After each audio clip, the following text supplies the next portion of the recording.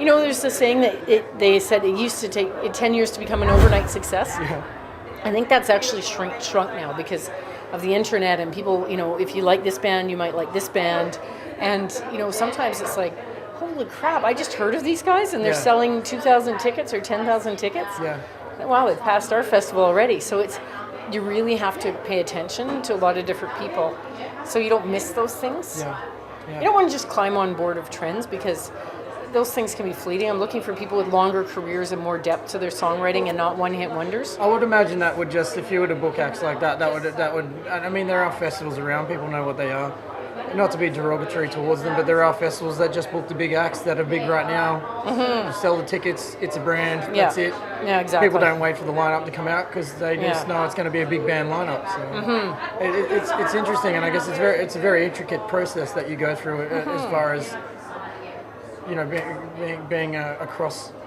You know, I feel very privileged to not book all those headliners. We do have some headliners, but I think it's a really, you know, there's a festival in Quebec that draws hundreds of thousands of people, and they have to have Metallica, and they've got to have those huge acts, and it's harder to book those acts in a way, like to trace down, be able to afford them.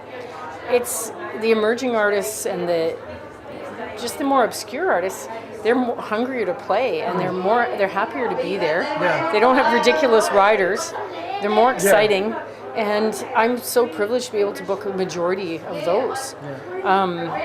Because the headliners can be tough, and you can have someone great, like we had Alabama Shakes, and that was a coup, and we had, you know, what are they called? Avett Brothers, and we've had artists like that, but, you know, we're not going to have Paul Simon ever.